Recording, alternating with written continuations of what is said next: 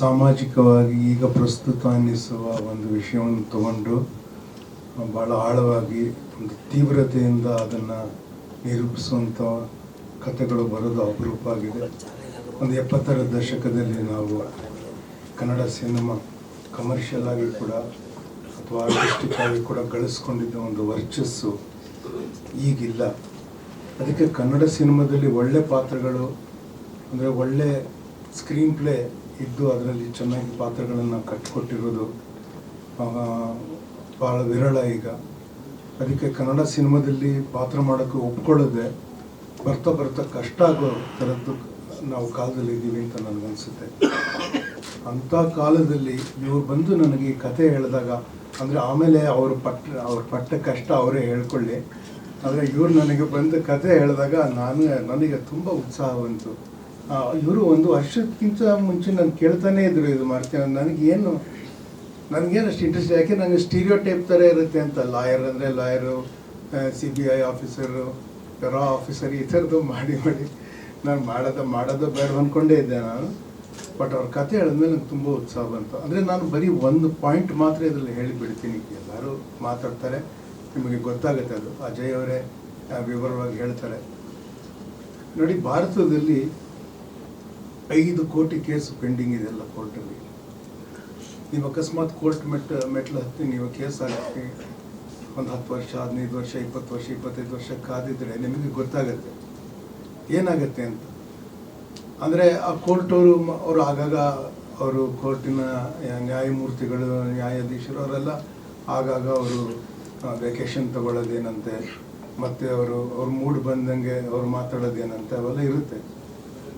ಅವ್ರಿಗೆ ಅವಮಾನ ಮಾಡಬೇಕು ಅಂತ ನಾನು ಹೇಳ್ತಿಲ್ಲ, ಅಂದರೆ ಅವ್ರಿಗೆ ಯಾವಾಗ ಆಗುತ್ತೋ ಅವ್ರಿಗೆ ಕೆಲಸ ಮಾಡ್ಬೋದು ಅನ್ನೋ ಥರ ಮನಸ್ಸಿದ್ದಂಗೆ ಇದೆ ಅವ್ರಿಗೆ. ಆದರೆ ಕಷ್ಟ ಇದ್ದಾಗ ಅದರ ನಿವಾರಣೆ ಆಗೋದು ಯಾರು ಕೇಸ್ ಹಾಕಿ ಅಥವಾ ಕಂಪ್ಲೇಂಟ್ ಇಟ್ಕೊಂಡು ಕೋರ್ಟ್ಗೆ ಹೋಗ್ತಾರೋ ಅವ್ರಿಗಿರುತ್ತೆ. ಅದಕ್ಕೆ ಸಮಯಕ್ಕೆ ಸರಿಯಾಗಿ ಅವರು ಜಡ್ಜ್ಮೆಂಟ್ ಕೊಡದೇ ಇದ್ದರೆ ಏನಾಗುತ್ತೆ ಅನ್ನೋ ಪ್ರಶ್ನೆ ಇದೆ. ಈಗ ಕಳೆದ 2 ತಿಂಗಳಿಂದ ಪ್ರತಿ ತಿಂಗಳು ಹಾಕಿದ್ದು ಕೇಸ್ಗಿಂತ ಹೆಚ್ಚು ರಿಸಾಲ್ವ್ ಆಗಿರೋ ಕೇಸ್ ಜಾಸ್ತಿ ಆಗಿದೆ ಅಂತ ಓದಿದೆ ನಾನು. ಬಟ್ ಅದು ತುಂಬ ಸ್ಮಾಲ್ ಮಾರ್ಜಿನ್. ಅದನ್ನು ಮಾಡ್ಕೊಂಡೋದ್ರೆ 50 ವರ್ಷದಲ್ಲಿ ಇದು ಬಗೆಹರಿಸ್ಬೋದು, ಆ ಥರದ್ದಾಗಿದೆ. ಸೊ ನಾನೇನು ಹೇಳ್ತೀನಿ, ಅದಕ್ಕೆ ಪರಿಹಾರಗಳು ಬೇರೆ ಬೇರೆ ಇರ್ಬೋದು. ಈಗ ಕೇಸ್ ಲಾ ಅಂತಾರೆ, ಅಂದರೆ ನಮ್ಮ ಕಾನೂನಲ್ಲಿ, ಸಂವಿಧಾನದಲ್ಲಿ, ಅಥವಾ ನಮ್ಮ IPC, ಇಂಡಿಯನ್ ಪೀನಲ್ ಕೋಡ್, ಅದಕ್ಕೆ ಬೇರೆ ಬೇರೆ ಹೆಸರುಗಳು ಇಟ್ಟಿದ್ದಾರೆ. ಹಿಂದಿಲಿ ನನಗೆ ಹೇಳಕ್ಕೆ ಬರೋದೇ ಅಲ್ಲ, ಅದಕ್ಕೆ ಬೇರೆ ಏನೋ ಹೆಸರುಗಳು ಇಟ್ಕೊಟ್ಟಿದ್ದಾರಲ್ಲ ಅದಕ್ಕೆಲ್ಲ. So Indian penal code, Indian civil code, criminal procedure code, ಏನೇನೋ ಇದೆ.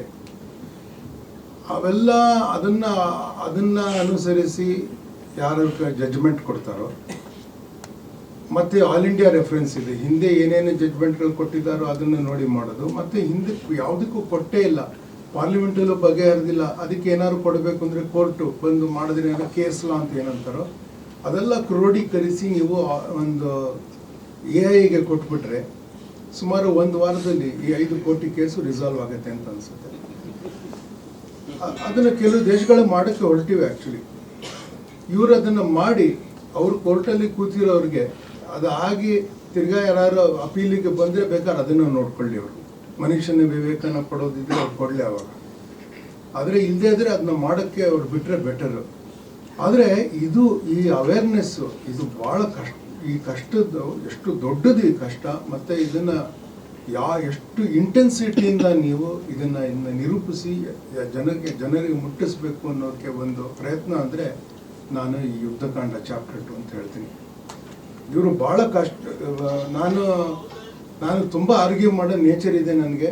ನಾನು ಶೂಟಿಂಗ್ ಆಗಬೇಕಾದ್ರೆ ಸ್ಕ್ರಿಪ್ಟ್ ಅವ್ರು ಓದಿದ್ದ ಟೈಮಲ್ಲಿ ಮಧ್ಯ ಸೀನ್ಗಳಲ್ಲಿ ಮಧ್ಯನೂ ನಾನು ಇದು ಯಾಕೆ ಹಿಂಗಿದೆ ಅಂತ ಕೇಳಿದ್ರೆ ಅವ್ರಿಗೆ ಉತ್ತರ ಕೊಡೋದಕ್ಕೆ ಅಷ್ಟು ರಿಸರ್ಚ್ ಮಾಡ್ಕೊಂಡಿದ್ರು ಅವರಾಗಲೇ. ಅದಕ್ಕೆ ಬೇರೆ ಬೇರೆ ಆಯಾಮಗಳಿಂದ ಒಂದು any victim is A victim. ಈ ಕೇಸಲ್ಲಿ ಹೆಣ್ಣು, ಆದರೆ ಒಂದು ಹೆಣ್ಣು ವಿಕ್ಟಿಮ್ ಆದಾಗ ಹೆಣ್ಣಿನ ಸುತ್ತ ಒಂದು ಜಗತ್ತಿರುತ್ತೆ, ಅವರೆಲ್ಲರೂ ವಿಕ್ಟಿಮ್ಸ್ ಆಗ್ತಾರೆ. ಗಂಡಸ್ಗಾಗೋದಕ್ಕಿಂತ ಜಾಸ್ತಿ. ಬೀದಿಯಲ್ಲಿ ಗಂಡಸಿಗೆ ಅವಮಾನ ಆದರೆ ಇನ್ನು ಲುಂಗಿನ ಎತ್ಕೊಂಡು ಜಗಳಕ್ಕೆ ಹೋಗೋದಕ್ಕಾಗತ್ತೆ ಗೊತ್ತಾ? ಅದೇ ಆದರೆ ಒಂದು ಹೆಣ್ಣಿಗೆ ಅವಮಾನ ಆದರೆ ಮಕ್ಕಳಿಗಾಗತ್ತೆ, ತಂದೆ ತಾಯಿಗಾಗತ್ತೆ. ಇದು ಅದಕ್ಕಾಗಿ ಭಾಳ ವಿಶೇಷ ಅನಿಸುತ್ತೆ among victimhoods. I think what happens to woman is a crucial idea to address. ಈ ಸಿನಿಮಾದಲ್ಲಿ ಅದು ಮಾಡಿದ್ದಾರೆ ಅಂತ ನನಗನ್ಸುತ್ತೆ. ನನಗೆ ಭಾಳ ಖುಷಿ ಇದೆ ಈ ಸಿನಿಮಾದಲ್ಲಿ ಮಾಡಿದ್ದು. ನಾನು ಎಂದಿನಂತೆ ಒಂದು 3-4 ಸಿನಿಮಾದಲ್ಲಿ ಲಾಯರ್ ಪಾತ್ರ ಮಾಡಿದ್ದೀನಿ, ಆದರೆ ಇದರಲ್ಲಿ ಎಂದಿನಂತೆ ಮಾಡಿಲ್ಲ. ಇದು ಸ್ವಲ್ಪ ಬೇರೆ ಸಿನಿಮಾ ಅಂತ ಹೇಳಿ ದಯವಿಟ್ಟು ನೋಡಬೇಕು ಅಂತ ನಾನು ಹೇಳ್ತೀನಿ. ನಮಸ್ಕಾರ.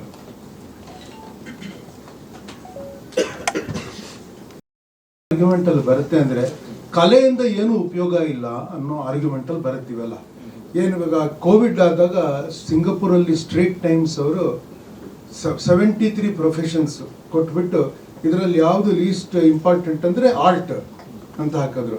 ಆದರೆ ಕಲೆ ಇಲ್ಲದ ಸಮಾಜಗಳಿರ್ತಲ್ಲ, ಅಲ್ಲಿ ವೈಲೆನ್ಸ್ ಜಾಸ್ತಿ ಇರುತ್ತೆ ಅನ್ನೋದು ಹಿಸ್ಟಾರಿಕಲಿ ನಿಜ. ಅದಕ್ಕೇನು ದೊಡ್ಡ ಪ್ರೂಫ್ ಯಾರಿಗೂ ಬೇಕಾಗಿಲ್ಲ. ಸ್ವಲ್ಪ ಯೋಚನೆ ಮಾಡಿದ್ರೆ ಗೊತ್ತಾಗುತ್ತೆ ನಿಮಗೆ. ಒಳ್ಳೆ ಮೌಲ್ಯಗಳು ನಿಮ್ಮಲ್ಲಿದ್ದರೆ, ಒಂದು ಸಮಾಜದಲ್ಲಿದ್ದರೆ. ನಾನು ನೋಡಿ ಕೊಲಂಬೋದಲ್ಲಿ ನಾನು ಶೂಟ್ ಮಾಡ್ತಾ ಇದ್ದೆ 8 ದಿನ, ಈಗ 2 ವಾರದ ಹಿಂದೆ. ಅಲ್ಲಿ ರೋಡಲ್ಲಿ ಕಸನೇ ಇಲ್ಲ. ನೀವು ಯಾರು ಶ್ರೀಲಂಕಾ ಹೋಗಿ ಬಂದಿರಿ ನೋಡಿದ್ರಿ, ಏನು ಕಸನೇ ಒಂದು ಸಣ್ಣ ಪೇಪರ್ ತುಂಡು ಕಾಣಿಸೋದಿಲ್ಲ. ಅಲ್ಲೇನು ಎಲ್ಲ ಕಡೆನೂ ಇದು ಡಸ್ಟ್ಬಿನ್ ಇಟ್ಟು ಎಲ್ಲ ಮಾಡಿಲ್ಲ, ಕಸ ಹಾಕಲ್ಲ ಅಷ್ಟೇ ಜನ ಅಲ್ಲಿ. ನಾನೇನು ಹೇಳ್ತಾ ಇದ್ದೀನಿ, ಇಲ್ಲಿ ನಮ್ಮ ಡೆಪ್ಯೂಟಿ ಚೀಫ್ ಮಿನಿಸ್ಟರ್ ಹೇಳಿದ್ದಾರೆ ಬೆಂಗಳೂರಿನಲ್ಲಿ ಗಾರ್ಬೇಜ್ ಮಾಫಿಯಾ ಇದೆ ಅಂತ. ನಾವು ಯಾರಿಗೆ ಕಂಪ್ಲೇಂಟ್ ಮಾಡಬೇಕು ಅವ್ರು ನಮಗೆ ಕಂಪ್ಲೇಂಟ್ ಮಾಡಿದ್ದಾರೆ ಗಾರ್ಬೇಜ್ ಮಾಫಿಯಾ ಇದೆ ಅಂತ. ಆ ಥರ ಸ್ಥಿತಿ ನಮ್ದಿದು. ಅಲ್ಲಿ ಏನಂದರೆ ಅಲ್ಲಿ ಹಾಕಿಲ್ಲ, ಯಾಕೆಂದ್ರೆ ಅಂಥ ಮೌಲ್ಯಗಳು ಬಂದಿದೆ. ಕಲೆಯಿಂದ ಏನಂದರೆ ನಾವು ಜಗತ್ತಿನಲ್ಲಿ ನಾವು ನಿಭಾಯಿಸೋದಕ್ಕೆ ಸಾಧ್ಯವಾಗದ, ನಮ್ಮ ಪರ್ಸನಲ್ ಲೈಫ್ ಆಗದೆ ಇರೋದನ್ನ ನಾವು ಎಲ್ಲೋ ಯಾವುದ್ರಲ್ಲೋ ನೋಡಿ ಹೀಗೂ ಇರೋದಕ್ಕೆ ಸಾಧ್ಯ ಅಂತ. ನಮ್ಗೆ ಯಾಕೆ ಹೀರೋ ಒಳ್ಳೆಯವನಾಗಿರ್ತಿದ್ದ ಹಿಂದೆ, ಈಗ ಏನೇನೋ ಮಾಡಿದ್ದಾರೆ. ಮೊದಲು ಹೆಂಗಿತ್ತು ಹೀರೋ ಅಂದರೆ ಅವನು ಮಾದರಿ ವ್ಯಕ್ತಿ ಆಗಿರ್ತಿದ್ದ. ಒಂದು ಸಾಮಾನ್ಯ, ಒಂದು ಯೂಶಲಿ ಅಂಡರ್ ಡಾಗ್, ಬಡ ಕುಟುಂಬದಿಂದ ಅಥವಾ ಹಳ್ಳಿಯಿಂದಾನು ಬಂದು ಯಾವ ಹೆಣ್ಣಿಗೆ ಏನಾರು ಕಷ್ಟ ಆದರೆ ಎದ್ದು ನಿಂತು ಜಗಳ ಮಾಡೋದು, ಅವಮಾನ ಆಗದೆ ನೋಡೋದು, ತಂದೆ ತಾಯಿನ ನೋಡ್ಕೊಳ್ಳೋದು, ಬಡವರಿಗೆ ಕಷ್ಟಕ್ಕೆ ನಿಲ್ಲೋದು, ತ್ಯಾಗ ಮಾಡೋದು, ಇವೆಲ್ಲ ಇರ್ತಿತ್ತು. ಇದು ಮೌಲ್ಯಗಳು. ಇದಿದ್ರೆ ಮನುಷ್ಯರಂಗೆ ಇರ್ತಾರೆ ಅನ್ನೋದಿತ್ತು.